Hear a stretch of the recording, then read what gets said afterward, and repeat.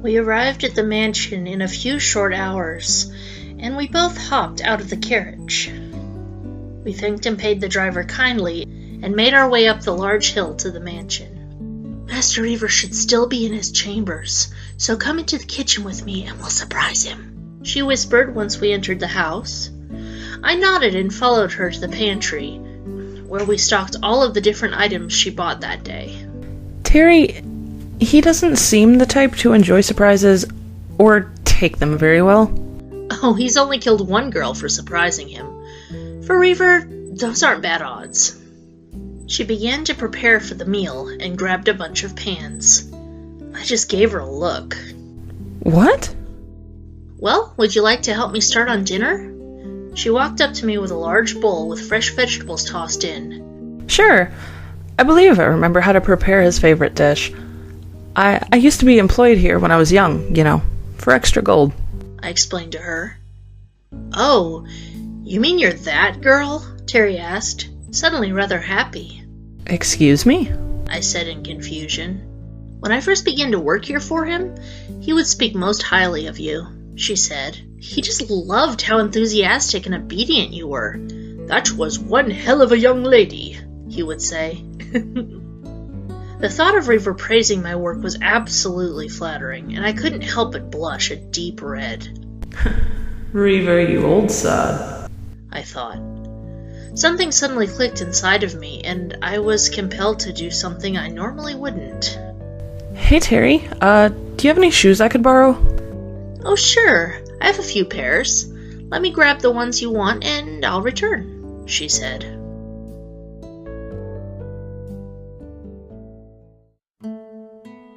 About 2 hours later, we had begun to set the table with everything, and the food had been set on platters until Reaver arrived.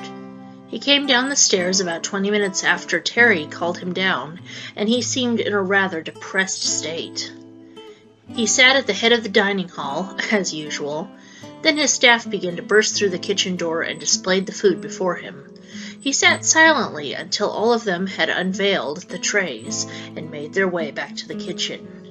"Where is dessert?" he asked angrily. I walked through the door holding a freshly baked apple pie, and I was dressed in the very stunning gown Belle had given me. Reaver hadn't been facing the doorway, so a surprise was well overdue. Right here, Reaver, I said. I sauntered out of the kitchen in the dress and the lovely shoes I borrowed from Terry, and set the dessert on the table. I made your favorite. He looked back at me in shock. His angered face completely erased and was replaced with what I'd like to call happiness. "What is the special occasion, Ms. Wolfe-Walker?" he asked inquisitively. Well, I've decided to dine with you this evening to make up for the dinner I missed. Hence the fancy evening wear. "Ah, and you also came to apologize for damaging my beautiful face. Yes? I'd like that." Well, maybe. But only if I'm feeling generous. But for now, how about we enjoy the food that Terry and I prepared, "You assisted her in the preparation of this meal?" he asked, bewildered. Of course. I remember how to make all of your favorite meals. "Ah, yes," he said. "You always were generous and very considerate, even at a young age." He smiled that crooked grin that made me swoon. I laughed a bit. Well, thank you. What is the occasion that I'm receiving all of these compliments? I asked him. "Oh, please, mon chéri. I always compliment like a gentleman should." Then point me in the direction of a gentleman. I retorted playfully. "Ooh, that was a low blow," he said, playfully wincing, and began to laugh. "So, Why yes, I'd love some wine. Bowerstone Merlot if you have it. ah, the woman knows what she wants." He snapped his fingers and waited for a moment. "Bonnie." A short, dark-skinned girl had entered the room and bowed to Reaver. "Yes, Master Reaver?" "Please bring us 2 glasses and a bottle of chilled Merlot." he asked. She gave him another bow. "Of course, right away, Master Reaver." She had left quickly to retrieve our drink of choice, and I turned back to Reaver. Wow. She is absolutely gorgeous. I said. Yes, she's rather lovely. She's originally from Samarkand, where I found her abandoned. I took her in and let her work for me to earn money, he said. I'm surprised he didn't let her die. I thought. Something has definitely changed in this man. A few hours later, the table had been cleared, and we still sat there and opted for a few more bottles of wine. We were having a wonderful time in each other's presence, and we had been laughing the majority of the time we occupied the table. Oh, Reaver, you are just too funny. I haven't laughed like that in a long time. Neither have I. He said in between breaths. I quite enjoy this though, even though my face is now sore, he said as he rubbed his unbruised cheek. I couldn't agree more.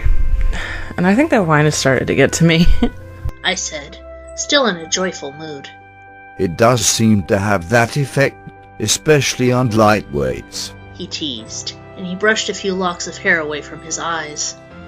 In my intoxicated state, my eyes wandered more than they should have, but I was definitely enjoying my view. I'm no lightweight, Reaver. You of all people should know that.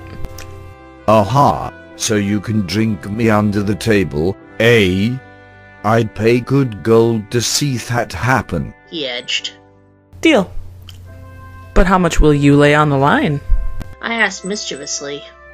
I'll bet you 5,000 gold, and not a penny less, he said as he reached into his breast pocket, then revealed a small bag within his palm.